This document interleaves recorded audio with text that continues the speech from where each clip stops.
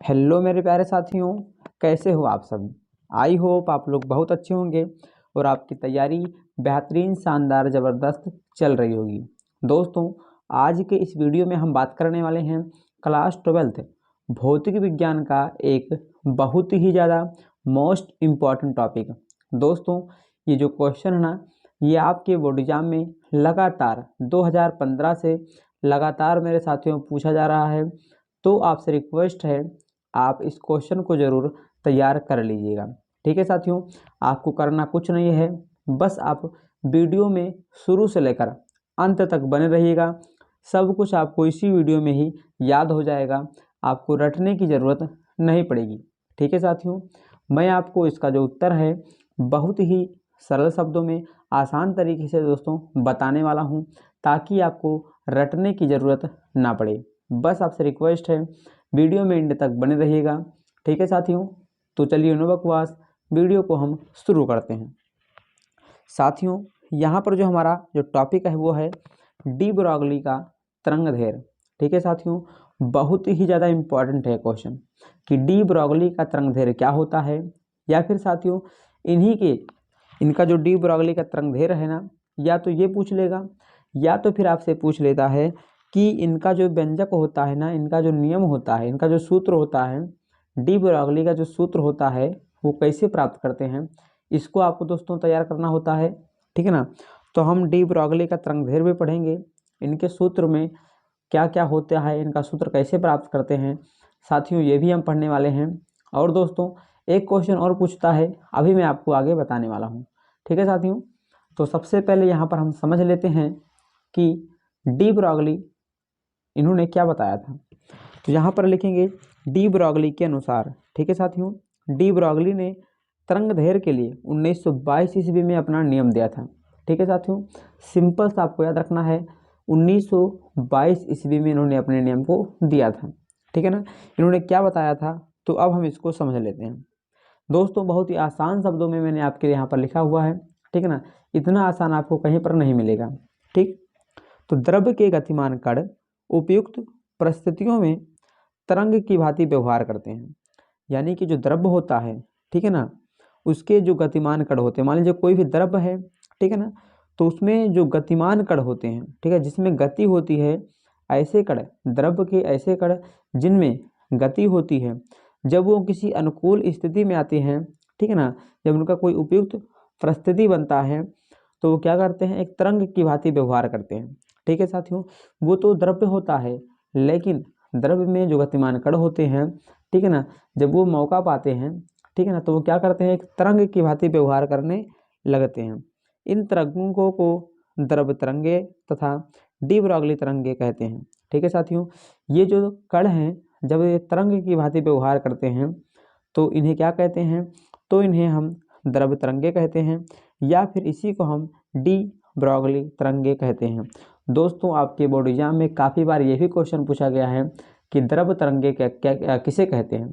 ठीक है साथियों, तो आप इसे द्रव्य तरंगे बोलिए या फिर आप इसे डी ब्रॉगली का तरंग बोलिए। ठीक है साथियों, एक ही बात है। तथा इनकी तरंगदैर्घ्य को डी ब्रॉगली तरंगदैर्घ्य कहते हैं। और दोस्तों, यहाँ पर जो तरंग हुआ, उस तरंग को हम द्रव्य तरंगे कहते हैं, और इसका जो तरंगदैर्घ्य होता है, इसका जो वेवलेंथ होता है, उसी को हम डी ब्रॉगली का तरंगदैर्घ्य कहते हैं। प्यारे साथियों, आशा करता हूँ कि आप इस नियम को इन्होंने जो बताया था, आप इसको बहुत ही अच्छे से समझ गए होंगे। लेकिन चलिए एक बार हम फिर से देख लेते हैं। दोस्तों, मैं आपसे बार बार यही कहता हूँ कि किसी भी क्वेश्चन को आपको रटना बिल्कुल भी नहीं है। ठीक है साथियों, रटेंगे तो आपका टाइम बहुत ज़्यादा बर्बाद होता है। ठीक है ना, एग्जाम में कोई भरोसा नहीं होता है रटने वाला कि आपको याद आता है या नहीं आता है। ठीक है साथियों, तो आप किसी भी क्वेश्चन को मत रटिएगा। ठीक है ना, आप उनको समझ के आप याद करिएगा। तो एक बार फिर से देखेंगे, द्रव्य के गतिमान कण, ठीक है ना, जो द्रव्य होता है, ठीक, जो पदार्थ होता है, उसमें जो कण गति अवस्था में होते हैं, जब वो मौका पाते हैं, जब वो उपयुक्त परिस्थिति में आते हैं, तो क्या करते हैं, एक तरंग की भांति व्यवहार करते हैं। ठीक है साथियों, और इन तरंगों को हम द्रव्य तरंगे या फिर डी ब्रॉगली तरंगे कहते हैं। दोस्तों, अब आप लोगों ने जो है बहुत से लोगों को देखा होगा, ठीक है ना, वो तो हमेशा शांत रहते हैं, लेकिन जब मौका पाते हैं ना, तो बहुत, ठीक है ना, बहुत आगे चले जाते हैं। ठीक है ना। वैसे तो वो शांत रहते हैं, लेकिन जब उन्हें मौका पाते हैं ना तो वो बहुत कुछ कर देते हैं। तो वही ये है, ये जो द्रव होते हैं ना वो गति में होते हैं, लेकिन जैसे ही वो उनकी परिस्थिति बदलती है, उनकी दशा बदलती है, वो तुरंत तरंग की भांति व्यवहार करते हैं, अपना रूप जो दिखाने लगते हैं। और उन्हीं के इस रूप को हम यहाँ पर बोल देते हैं द्रव तरंगे। उन्हीं के इस तरंगों को हम द्रव तरंगे और या फिर डी ब्रॉगली तरंगे कह देते हैं। ठीक है साथियों, तो आशा करता हूँ कि आप इसको बहुत ही बेहतरीन तरीके से समझ गए होंगे। अब चलिए, अब हम जान लेते हैं कि इनका जो सूत्र होता है ना ये कैसे प्राप्त करते हैं। ठीक है साथियों, तो यहाँ पर आपको हेडिंग लगाना है द्रव तरंगों की तरंगदैर्घ्य। ठीक है साथियों, यानी इन्होंने जो नियम दिया था द्रव तरंगों का, अब यहाँ पर हम उसी का तरंगदैर्घ्य यहाँ पर ज्ञात करेंगे। इनका सूत्र कैसे हो प्राप्त करते हैं ये दोस्तों हम जानेंगे। दोस्तों मैं भी आपको ये भी बहुत ही आसान तरीके में बताने वाला हूँ। तो यहाँ पर लिखेंगे बीनो हम जानते हैं। ठीक है ना दोस्तों, इतना आपको याद करना पड़ेगा।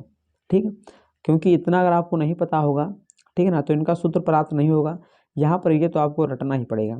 ठीक, तो हम जानते हैं, क्या जानते हैं कि जो फोटान की ऊर्जा होती है, ठीक है ना, ई फॉर एनर्जी, तो हम जानते हैं कि जो फोटान की ऊर्जा होती है उसको लिखते हैं किससे, एच बराबर क्या है, ई बराबर होता है एच बी।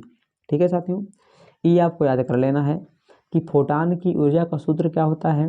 तो फोटान की ऊर्जा का सूत्र होता है, यानी कि ई बराबर होता है एच बी। और साथियों आप सभी को पता होगा ई बराबर एम सी स्क्वायर, आप बहुत पढ़े होंगे। ठीक है ना, 9th से पढ़ते आ रहे होंगे ई बराबर एम सी स्क्वायर। इससे पहले भी आप सुने होंगे ई बराबर एम सी स्क्वायर। ठीक है, तो आइंस्टाइन का जो समीकरण है, यानी कि जो उनका एनर्जी का जो सूत्र है ई बराबर एम सी स्क्वायर, इतना आपको याद कर लेना है कि फोटान की ऊर्जा बराबर यानी कि ई बराबर एच बी होता है। आइंस्टाइन का समीकरण जो होता है ई बराबर एम सी स्क्वायर होता है। अब दोस्तों यहाँ पर आप देखिएगा ई और ई क्या हैं, बराबर हैं। तो अगर ये दोनों बराबर हैं, ये ई है ये भी ई है, तो अगर ये दोनों बराबर हैं तो ये दोनों आपस में क्या होंगे, बराबर हो जाएंगे। तो इसका मतलब क्या हो जाएगा, एम सी स्क्वायर बराबर एच बी हम लिख सकते हैं। क्यों लिख सकते हैं, क्योंकि जब ये भी ई है ये भी ई है तो ये इसके बराबर होगा। तो एम सी स्क्वायर बराबर एच बी या फिर एच बी बराबर एम सी स्क्वायर। अब दोस्तों यहाँ पर हम निकालेंगे यम का मान। तो यहाँ पर एम सी स्क्वायर बराबर एच बी है, यहाँ पर यम का मान निकालना है तो इसको हम यहाँ पर भेज देंगे। ये क्या है, ये सी स्क्वायर जो है गुणे में है, यहाँ पर आके भाग में हो जाएगा। तो यहाँ पर तब लिखेंगे यम बराबर, यम फॉर मास, मास का मतलब क्या होता है, द्रव्यमान। तो यम बराबर हो जाएगा एच बी तो पहले से है, सी स्क्वायर यहाँ पर गुणे में, यहाँ पर आके क्या हो जाएगा, भाग में। ठीक है, तो ये भाग में हो जाएगा, तो ये हो जाएगा सी स्क्वायर। ठीक है साथियों, ये इतना हो गया। एक बार फिर से देखिएगा, फोटान की ऊर्जा ई बराबर एच बी होता है। आइंस्टाइन का यहाँ पर समीकरण लगाएंगे ई बराबर एम सी स्क्वायर, ये भी ई है ये भी ई है तो दोनों बराबर हो जाएंगे, यानी कि एम सी स्क्वायर बराबर एच बी हो जाएगा। यम का मान यहाँ पर निकालेंगे तो सी स्क्वायर यहाँ पर गुणे में है या इधर जाके भाग में हो जाएगा, तो एम बराबर हो जाएगा एच बी अपान सी स्क्वायर। ठीक है साथियों, अब हम यहाँ पर लगाएंगे किनका नियम, तो संवेग की जो परिभाषा होती है आप सभी को पता होगा कि संवेग को हम लिखते हैं पी से, और पी बराबर होता है द्रव्यमान गुणे वेग। ठीक है साथियों, तो पी बराबर क्या होता है, द्रव्यमान गुणे वेग। तो पी बराबर द्रव्यमान को लिखते हैं किससे, यम से, वेग को लिख देंगे सी से। ठीक है साथियों, तो पी बराबर यम का मान यहाँ पर कितना आया है, एच बी अपान सी स्क्वायर। तो एच बी अपान सी स्क्वायर, यहाँ पर गुणा है तो गुणा लगाएंगे, सी है तो सी। ठीक है, यहाँ पर सी स्क्वायर है, यहाँ पर कितना एक सी है, तो यहाँ इससे ये कट जाएगा। ठीक है साथियों, तो यहाँ पर क्या बचेगा, P बराबर एच बी अपान सी। ठीक है साथियों, इतना बच जाएगा। और मेरे साथियों एक सूत्र हम और जानते हैं, क्या जानते हैं हम कि लेमडा बराबर क्या होता है, यानी कि लेमडा यानी कि तरंगदैर्घ्य, लेमडा बराबर क्या होता है, तो दोस्तों लेमडा बराबर जो होता है वो होता है, ठीक है ना, सी अपान बी। अब साथियों अब हम क्या करेंगे, ठीक है, ये लेमडा यानी कि ये क्या है, तरंगदैर्घ्य है, तरंगदैर्घ्य।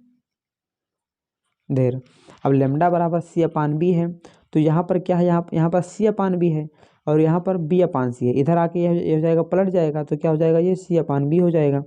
यानी कि हम पी बराबर क्या लिख सकते हैं, पी बराबर हम एच अपान बी सी का मान कितना, लेमडा रख सकते हैं, तो ये हो जाएगा लेमडा। ठीक है साथियों, तो क्या आ गया, पी बराबर एच बटे लेमडा, या फिर हम इसको लिख सकते हैं इसको यहाँ पर ले जाएंगे तो ये यहाँ पे आ जाएगा, यानी कि लेमडा बराबर h/p। ठीक है साथियों, यही होता है तरंगदैर्घ्य का सूत्र, डी ब्रॉगली का तरंगदैर्घ्य। लेमडा क्या तरंगदैर्घ्य है, यानी कि डी ब्रॉगली का तरंगदैर्घ्य और h/p। ठीक है साथियों, तो ये होता है डी ब्रॉगली का तरंगदैर्घ्य और उसका सूत्र। एक बार फिर से देखिएगा, फोटान की ऊर्जा बराबर क्या होता है, तो फोटान की ऊर्जा बराबर ई बराबर यानी कि hb हो जाएगा।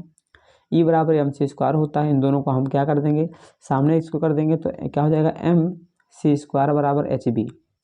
यहाँ पर s, ठीक है, यहीं पर रहेगा, सी इधर चलाएगा तो ये गुणे में है, यहाँ पर गुणा लगा है, इधर आएगा तो भाग में हो जाएगा। ठीक, तो m बराबर hb/c²। हम संवेग का यहाँ पर नियम लगा देंगे, संवेग का सूत्र होता है p बराबर mc होता है, p बराबर mc। ठीक है, तो यम का मान यहाँ, ये जो यम का मान है इसको उठा के यहाँ पर रखेंगे, hb/c² इंटू c² यहाँ पर एक से कट जाएगा, p बराबर hb/c बचेगा। और हम जानते हैं यहाँ पर हम लिख देंगे b0 लेमडा बराबर c/b। यहाँ पर इसको हटा, इतने के स्थान पे क्या लिख देंगे, हम लेमडा लिख देंगे, तो p बराबर h/लेमडा हो जाएगा। दोस्तों यही आपका प्रूव करना था, यही आपका आ गया।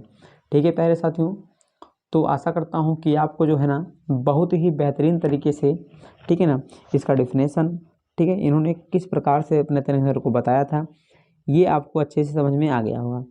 तो आशा करता हूँ कि आपको वीडियो अच्छा लगा होगा। वीडियो अच्छा लगा हो तो वीडियो को लाइक करके दोस्तों में शेयर ज़रूर कर दीजिएगा। तो आज के लिए इतना ही, फिर मिलते हैं किसी नेक्स्ट वीडियो में नेक्स्ट टॉपिक के साथ, बहुत ही बेहतरीन, शानदार, ज़बरदस्त तरीके से। तो तब तक के लिए जय हिंद, वंदे मातरम, जय माँ सरस्वती।